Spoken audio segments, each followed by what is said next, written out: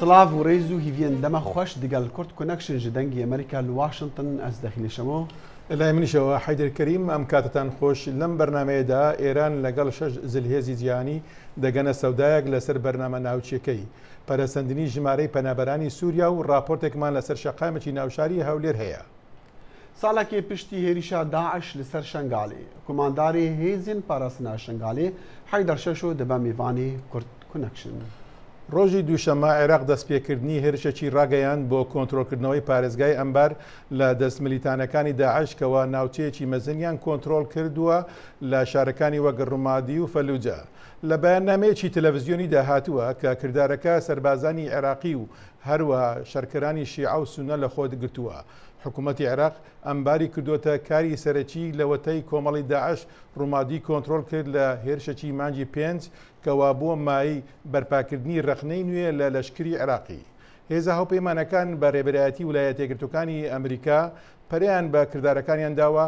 بۆ یارمەتیدانی هێزە عێراقیەکان. ڕۆژی دووشەمە کۆمیسیۆنی هاوکاری عێراق سەر بە نەتەوە یەکگرتوەکان و هەروەها ئاژانسی پەنابەرانی نەتەوە یەکگرتوەکان راپۆرتێکی بڵاو کردەوە گوتی 15,000 کەسی سیڤیلی عێراقی کوژراون و 30,000یش بریندار بوونە لەوەتەی مانگی یەکی ساڵی 2014ەوە. حکوومەتە یۆنانستانی شەڕێب دەستڤە ئیرانە پشتەوانیە هەفبەندین خوا دەکە ji بۆ ریفۆرمên ئابووری ku divê di parlemanda bên pesendkirin bi mebesta dabînkirina qerzên nêfneteweyî. Partiya Serokwezîr û hevbendên wê jî cudakom bûn ji bo biryara dawî û li gora rêkeftina wan jî rêjeya bacê wê bê bilindkirin guherîn wêbînkirin di sistemê mûçeyan da û herwesa çavdêrî li ser sistema diraviya حکوومەتی wê bêta tundkirin. Rêberên Ewropî razî bûn 95 milyar dolarên dî qerz bidin Yûnanistanê. ڕەبەرێکی تیبەتی کە یەک لە بەناوبانگترین زیندانیانی سیاسیەکانە پاش 13 ساڵ لە زیندانی جانی لەدەستداوە و لایەنگرانی دەڵێن مردنەکەی مەبەستێکی سیاسی لە پشتەوە بووە. بە پێی خوێندکارانی ئازادی تبت بنکە لە نیویۆرک خانوادەی تەنزین دێلیک ڕێنبۆشی ئاگادار کراونەتەوە کەوا ڕۆژی یەکشەمە لە زیندانێکی نێزیک شاری چنگدو لە پارێزگای سیشوان مردووە. ئەو ڕەبەنە لە ساڵی 2002 گوناهبار کرا و بە مەرگ سزای درا بە تاوانی کاری تۆرۆریستی و هاندانی جودابوونەوە. دواتر سزاکەی بۆ زیندانی هەتاهەتایە کەم کرایەوە و پاشان بۆ 20 ساڵ زیندانی. تبتیەکانی لە دوورە وڵات لە باکووری هندستان دەژین ڕۆژی دووشەمە خۆپیشاندانیان سازدا و ڕێپەیوانیان بۆ ڕێزگرتن لە تەنزی دیلیک ئەنجامدا. ئەنجامی بزەحمەتترین دانوستاندنین دوو ساڵان دنێڤبەرە ئیران و civaka nêfneteweyî da rêkeftinek dîrokî bû ji bo rêgirtinê li durustkirina bomba navokî li Îranê. دیپلۆماتە سەرەکیەکانی ئێران و ویلایەتە یەکگرتووەکانی ئەمریکا و چین و رووسیا و ئەڵمانیا و فەڕەنسا و بەریتانیا و یەکێتی ئەوروپا ڕایانگەیان کە پاش چەندان ساڵی وتوێژکردن لە ئاکامدا گەشتنە سەودایەک. لە کۆنفرانسێکی هەوباشدا سەرۆکی ڕێبازی دەرەوەی یەکێتی ئەوروپا فدریکە مەگەرینی و وەزیری دەرەوەی ئێران محەممەد جەواد زەریف ڕێکەوتنەکەیان ڕاگەیاند و وەزیری دەرەوەی ئێران زەریف گوتی ئەمڕۆ ڕۆژێکی مێژوویە. برای ما افتخار بزرگی است. بۆ ئێمە شانازیەکی گەورەیە ڕابگەینین سەبارەت بە مەسەلەی بەرنامەی ناوچی ئێران گەیشتووینەتە ڕێکەوتن بە ئازایەتی ئیرادەی سیاسی ڕێزی هاوبەش و بەڕێوەبردنێکی باش ئێمە ئەوەی جیهان هیوای بوو گیانمانە ئەنجام.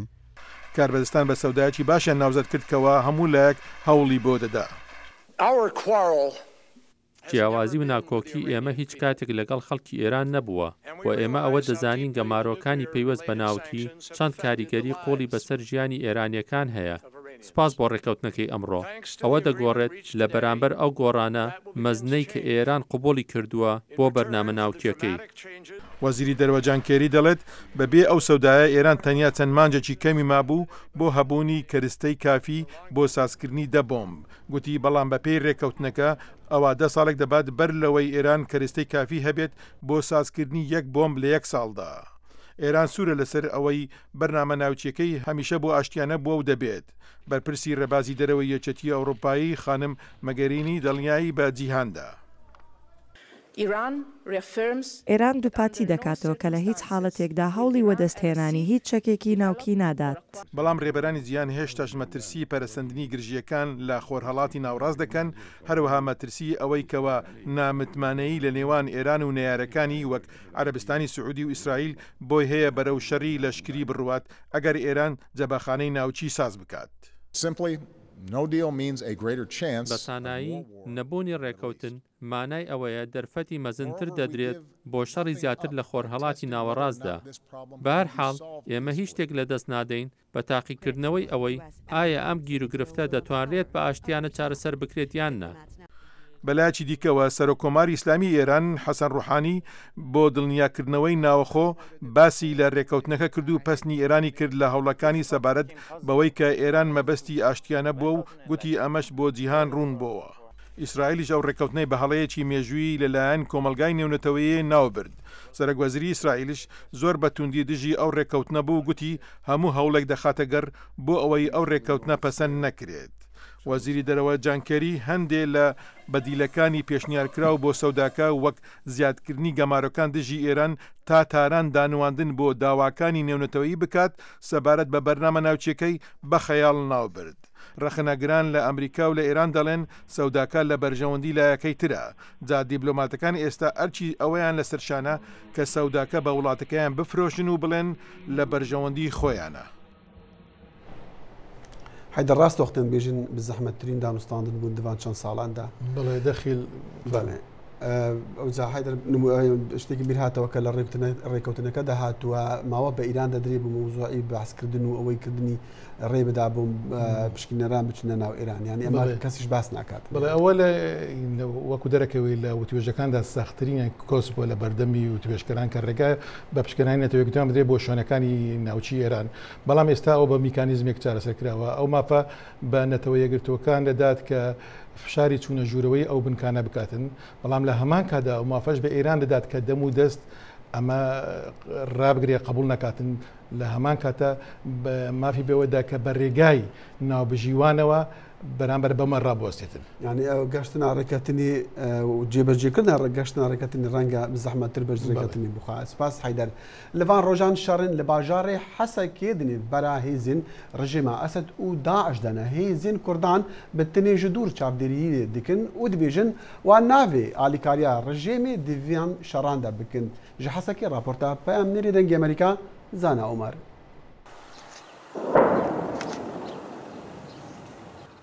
شەرێت باژارê Hesekê ji milê başûrê bajêr de şer di navbera Daişê û rêjêma Esed de ye. Li wê derê Daişê taxên başûr ji destên rêjêmê derxist. Şer li başûrê bajarê Hesekê bi hemû cûreyên giran û balafiran şer li wê derê dibe. Li gorî agahiyên ji başûrê Hesekê gozêdetirî 300 kuştiyên her du aliyan li wê deverê hene. Berî niha li taxên qiraxên Hesekê ji milê rojhilat û rojava de Daişê taxên wê deverê ji destê rêjêmê derxist piştî got rêjêm ve kişiya û berda. Ji wan taxan hawan û rokêt li ser taxên Kurdan ve ji aliyê Daişê ve dihatin avêtin. Yekekê di operasyonekê de ew taxana ji destên Daişê derxist. Fermandar Lewend rewşa şerê yepekê bi Daişê re li bajarê Hesekê وصا شروع ذلك شر كنا برما وداعشي دا يبقى وك كولانا عزيزية بتمامي باقش كرج شتايان بيشتي ودورين غزل جندي عبشو جندي حمر جندي معروف دانستاندن كولاسيوني وك حميد دوريندن تنسيق ما باشا وحميد ضربات عزماني ين كولاسيوني بتنسيقه بيكني بارسنا جرايا شروان یپکی یه همولاتین بریتانی میشل انرایت روشا شر لوی دوره شروع وکر. What you're seeing right here is dash position. یا هون لور دبینن چپرین داعشینا رژیم وانا بمباران دکا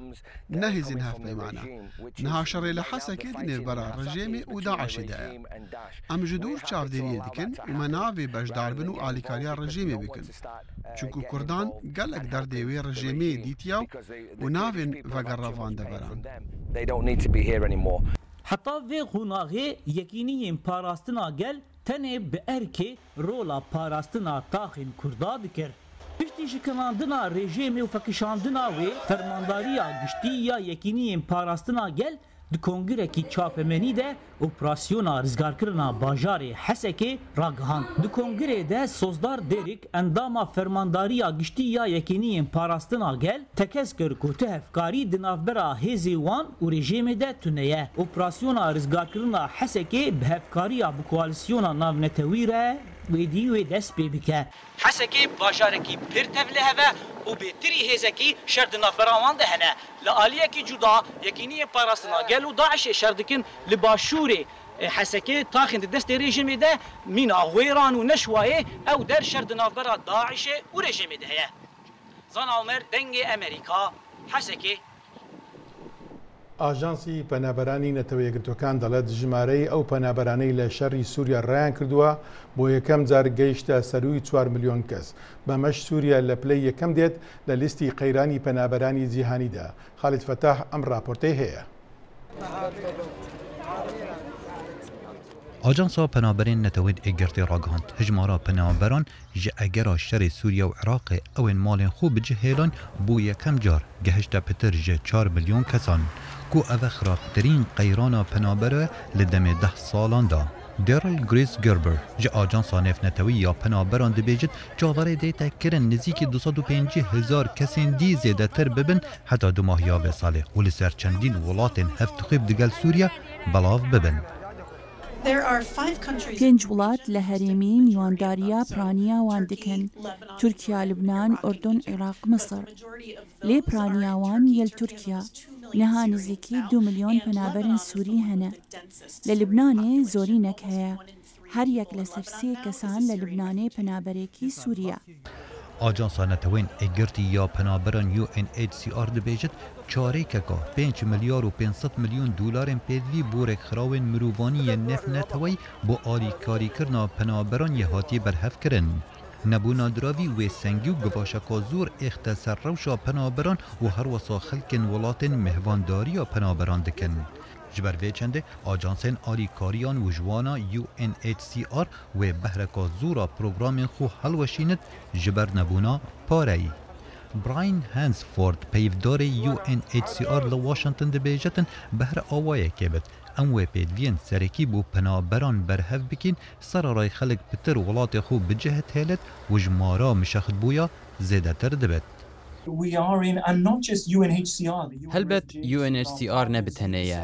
ئاژانسێن دژی هەنە وەکی یونیسف ڕێخستنا جیهانیە خواردنێ و هەروەها ڕێخستنن دنیان حکوومەتێ ئەو ڕێخستن کارێن مرۆڤاهی دکن لێ دەستبەرداریامە هاتیەکردن کارێ مەیە سەرەکە دووارێ پاراستنە ئالاوێن ڕەوشاوەرتە دەیە وەکو ئاف و خواردنێ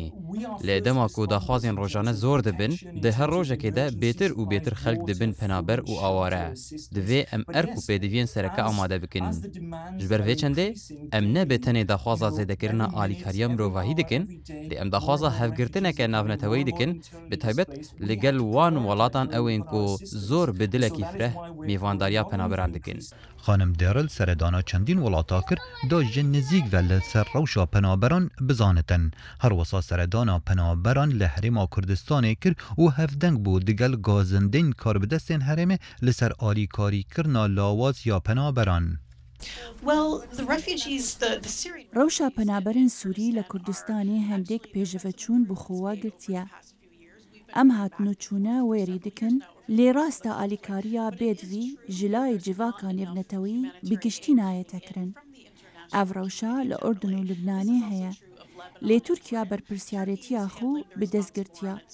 لە کوردستانی بتایبەت ڕەوشە زۆرە پەنابران نبویه بالکش. کار به دستکی UNHCR دبیجتن هجماره که زورا پنابران لوی هیویه نینن لپاشا روژه که نزیک و گرنه و ولاتن خو هجماره که زورا وان روی خوب بره ولاتن بیانی و دکت.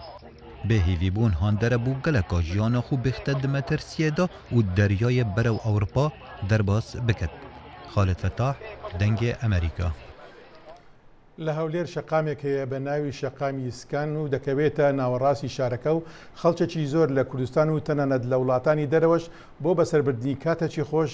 شەوانە سەردانی دەکەن. زیاتر لەم راپۆرتەی ئەحمەد زێباریدایە. لە شاری هەولێر شەقامێک هەیە بە ناوی شەقامی ئیسکان دەکەوێتە ناوەڕاستی شاری هەولێر. ئەم شەقامە شەوان قاڵەباڵغیەکی یەکجار زۆری هەیە، چونکە ڕێژەیەکی یەکجار زۆر لە چایخانە و کافتریا و خواردنگە و مارکێت و مۆڵ و چێشتخانە و گازینووی هەیە. هەموو چین و توێژێک شەوانە سەردانی ئەم شەقامە دەکەن و تا بەرە بەیانی دەمێننەوە. لە خەزاو نعیەکان دێن، لە گوندەکان دێن، لە دوور دێن، لە شارەکان دێن. ئێستا بوویتە شتێکی بابرێن ئیسکان ناسرایە. لاو لێرێ بپرسە برێ شەوان چ بازارەکەیە کابرا لار شوێنێکی پێ دەرێ ڕۆ ئیسکان جادە ئیسکان ئەوجا عەرەبا کووردا ئەزنەبیەکە بیانیەکان ئی خۆمان ئی گوندەکان قەزاونای هەمووی شەوان ڕوو لێرە دەکا مەشاکیل ئەو گەڕەکانە دروست بەپێی ئامارە نەفەرمیەکان شەوانە زیاتر لە 10,000 کەس لە هەموو شار و شارۆچکەی کوردستان و تەنانەت وڵاتانی دەرەوە بۆ بەسەربردنی کاتێکی خۆش سەردانی ئیسکان دەکەن. ئیسکان تایبەت نییە بە پیاوان، بەڵام لە بەرچوونی ڕێژەیەکی یەکجار زۆر لە پیاوان ئافرەتانی هەرێمی کوردستان زۆر بەکەمی سەردانی دەکەن و هەروە کاتێک بەناو شەقامی ئیسکانیشدا دەسوڕێیتەوە تابلوی یەکجار زۆر دەبینیت کە بە زمانی عەرەبی نووسراون. ئیسکان ڕەمزی هەولێرە و جێگایەکە یعنی تاکە شوێنێکەوە گەنجان زۆر لێ خڕدەبنەوە داوا لە حکوومەتیشدا کەم بەڕاستی یعنی کەمێک زیاتر بایەق بە ئیسکان بدا. ڕاستی نەک هەر لە بۆ خۆمان کەمە وەکو گەنجەش لە شارێوانەیە هەزاران بیانی بێ بە سەردان بە ئیسکاندا دێتە مەشادەکە ئەو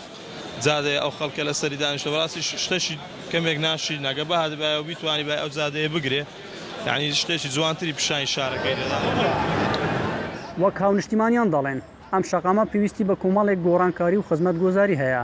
وەکو ڕێگەگرتن لە هاتنی ئۆتۆمبیل بۆ ناو ئیسکان چونکە قاڵەباڵغەیەکی زۆر دروست دەکات و ئاسایشی شەقامەکەش تند و تۆڵ بکرێت. مخربێ حتا وەختێ پاشی قەرباڵغە چون هاتن الحەمدلله وەزع گەلێک ئەمانە و باشە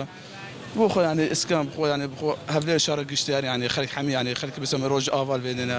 عەرەب گەکتێن بێدێ خەڵک بەعامی هەمی جیهان تێنە فێری بۆ خۆ وسکان هەولێر لە ناوبەنگە. ئەحمەد زێباری دەنگی ئەمریکا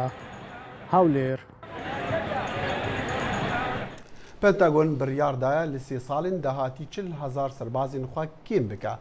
ئەف پێنگاف لە دەمێ زیێدەبوونا قریزین جیهانیە لۆمە کاربەدەستن پنتاگۆن دەخەما سەرەدەریا ڕاست و دروست دەنە دەگەل ڤان قریزان هەفدەمێ کێمکردنا ژمارە سەربازان ژێ پنتاگۆن ماف راپۆرت هەیە.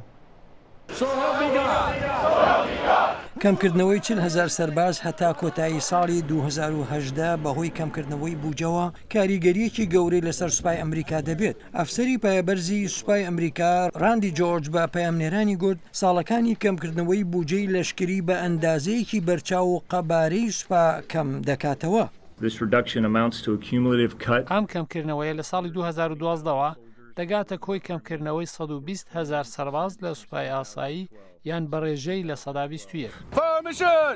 لە پێناو و پاشەکەوتکردنی 7.1 میلیارد دلار سوپا پێویستی بە کەمکردنەوەی 450 هەتا 490,000 سەرباز هەیە. کەمکردنەوەی بوجەی لەشکری 26 دامەزراوی لەشکری لە 18 ستانی ئەمریکا دەگرێتەوە. جەنەرال ڕاندی دەڵێت کەمکردنەوەکە ژماری سەربازانمان لە کۆریای باشوور و ئەڵمانیاش دەگرێتەوە. کۆلۆنێل ستیڤ وارن دوای جەنجی جیهانی یەکەم و دووەم دوای هەر جەنجێک ئەم کارمان کردو و هەمیشە کەمکردنەوە هەبووە. بەڵام ئەگەر کۆنگرس کەمکردنەوەکانی خەرجی فیدرالی ڕانەگرێت ڕەوشەکە خراپتر دەبێت. ئەگەر مەرجەکانی بڕیاری کۆنتڕۆڵکردنی بودجە نەگۆڕدرێن یان پێچەوانە نەکرێنەوە ئەوا دەبێت سوپا تا ساڵی 2019 30,000 سەربازی دیکە کەم بکاتەوە و ئەمە جوا دەکات هێزەکەمان نەتوانێت لێ کاتدا بە گوێرەی پێداویستەکانی هەنووکە ئەرکەکانی جێبەجێ بکات و نەتوانێت بە دەنگ پێداویستەکانی تەنگەتاوی لە دەرەوەی وڵات بچێت. کەمکردنەوەی بوجەی لەشکری لەو دەمەدایە پێنتاگۆن هەوڵ دەدات سەر و سەودا لەگەڵ نزیکەی بڕی 1 تریلیۆن دۆلار لە کەمکردنەوەی بوجەی لەشکریدا بکات ئەوەی بڕیارە لە 10 ساڵی ئایندەدا جێبەجێ بکات. سمکۆ عەزیز دەنگی ئەمریکا.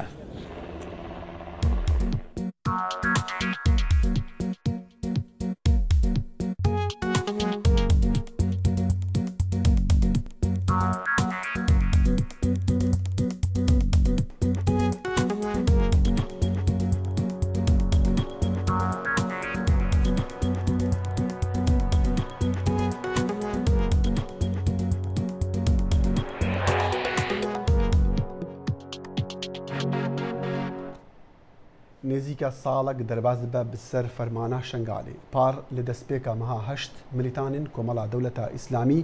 داعش بسەر دەڤەرە شنگالی دەگرت بە سەدان سڤیل کوشتن بە هەزاران ژن و زارۆک گرتن و لە بازارên کۆلەیان لە عێراقی و لە سووریا فرۆتن داعش هێشتا لە دەڤەری مایە لێچیای شنگالی وەکا دیرۆکا خوا ڕاگرتیە هەزاران خۆرتین ئێزدیان لە دۆرین چیای شنگالی خوادان هەڤ بە ئالیکاریە و بەشداریە هێزین چەندین لایەنین و پارتین سیاسیین کوردستانی وان بەرسینگی داعش گرتیە حەیدەر شەش و یەک ژە کوماندارین وان هێزایە ئیرۆ میێوانی کورد کۆنەکشنە گەلک بەخێراتیکەک حەیدەر نزیکە ساڵێک دەرباز دەبێت چەند ڕۆژمانە بە ساڵێک بیرەوەریە ساڵێکیە و داعش ئێریسی شنگالی کردی نەها ڕەوش ئون چاوا دبینن لە شنگالی ئەبڕاستی ژیانی پشتی گۆ ئەوە نێزیکی ساڵێکێ بوو دەرباز بوو سەر فەرمانە شنگارێدا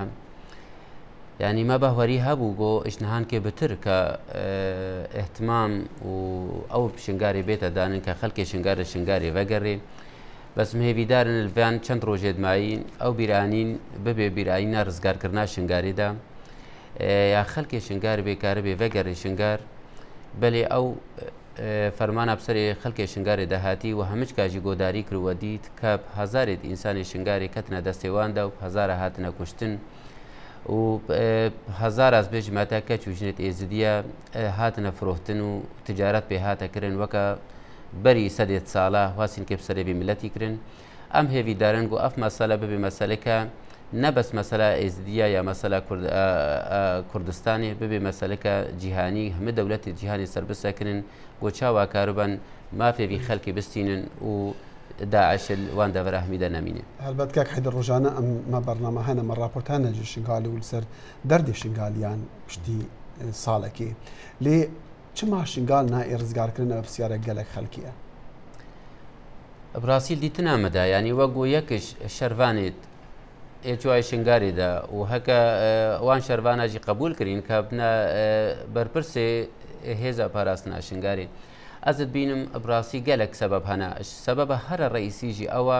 ئەلدیتن ئەمەدا کە هێزێت ئێگۆدوێ دەرێدا دیفاعل شنگارێتکەن کە هێزکی یەک و دوترێ گرتی نینە کە یەک و دوترێ قبول ناکەن سەبەبە تاخیرە ڕزگارکردنا شنگاری ئەوە کە هەر تەرەفێکی سیاسی و لێ دەرێدا ئەبرۆکە قوتەکە عسکەری هەیە بەرجەوەندیت خوێت حەزبی برێڤەت بە ناکارت کەش بەرگۆ شنگار بێتە ڕزگارکردن و هەتانکی خەڵکی شنگارە شنگاری بەگەڕێ ji ber vê nazî dawelwan heme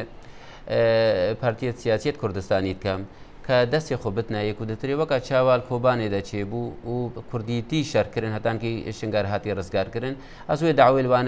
کۆبانی هاتە ڕزگارکردن زوێ داوێلوان کەمە بوو نەفس وی ڕوحی گۆ دەستی خۆ بتنایە و دەترێ هەتانکی گۆکارە بن شنگار بێتە ڕزگارکردن و شنگاری دەستێوان کەواتە ڕاستە ئەف خەڵکی کو دەبێشتن هێزین کوردستانی پارتین کوردستانی لە هەر جیها پێ بەهاف ڕاست شەڕی بەیەک دەست شەڕی داعش دکن لێ لە شنگالی دژاتیە هەف دکن ڕاستە ئەبگوتن جێ داغەیە گۆە هەکە ئەفتشت هەیە بەس بە حەقیقەت ژی ینی ئەوە ڕاستە بە حەقیقەت هەتان هاانکێژی هێزێت کوردستانی شنگاریدا ئێک و دەترێ قبول نەکرینە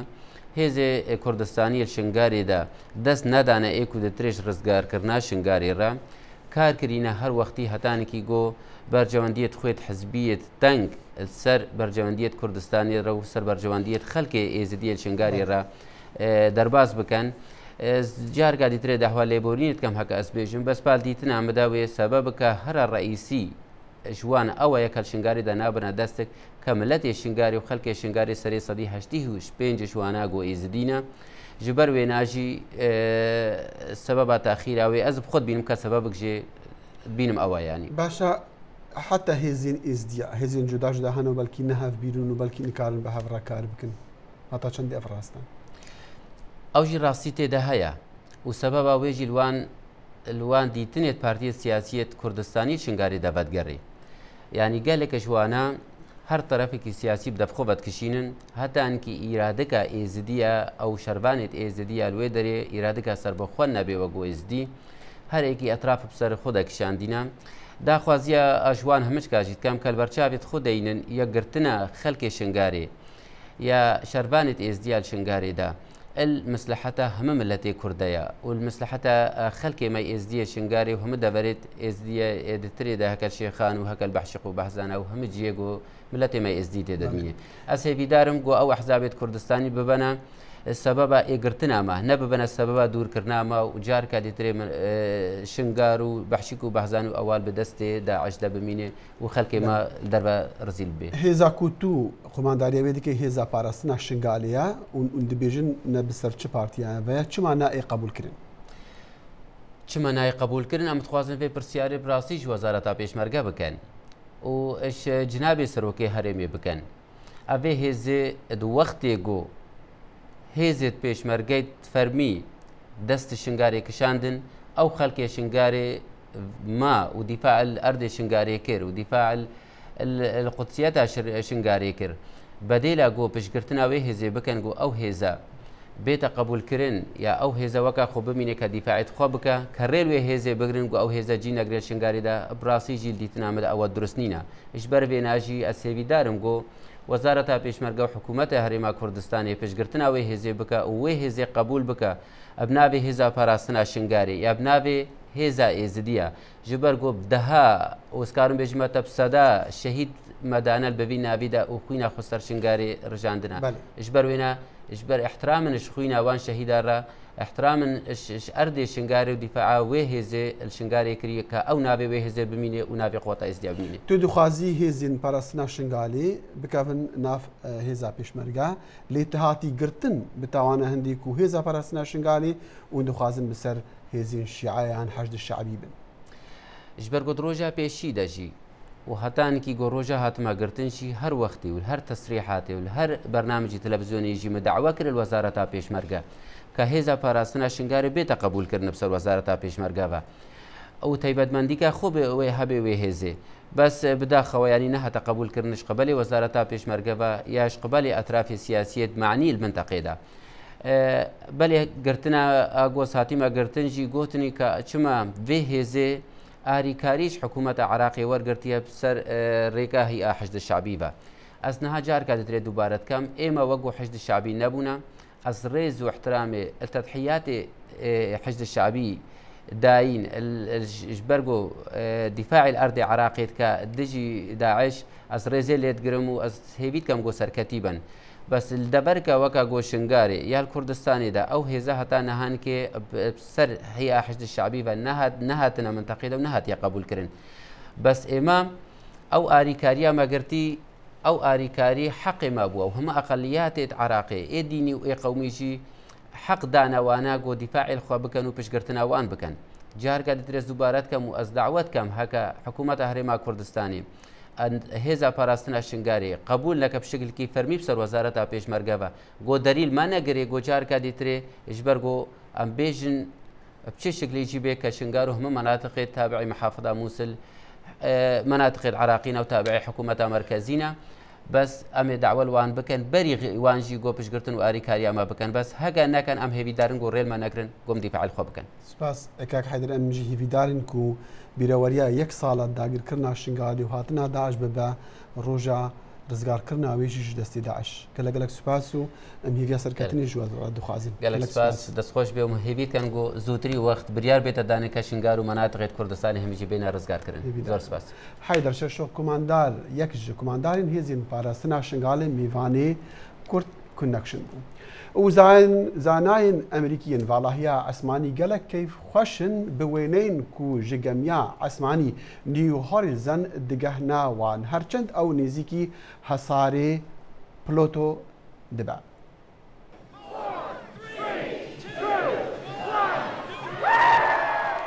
کارمندین آژانس عثمانیه امریکی دبیجن وان روجان ام گشت دیمنی پلوتو دبینن کوبری نها من ندیت بو ام پارچین رش و سپین عجیبی دبینن ام نزانن او چنا دوی شوپیرا امی جنی زیکتر پلوتو ببینن او ایرو 12500 کیلومتران بلندی عثمانی دبا او گمی زانا دبیجن پلوتو بخا لدر وی سیستم روجیا او 4.8 بلیون كيلومتران دوري أرضية. تماشاوانی جا بیهیوین دمین خوش هتا روجا هینی سلام و رزین ستافی کرد کنکشن جورا دیارینو خدا حافظ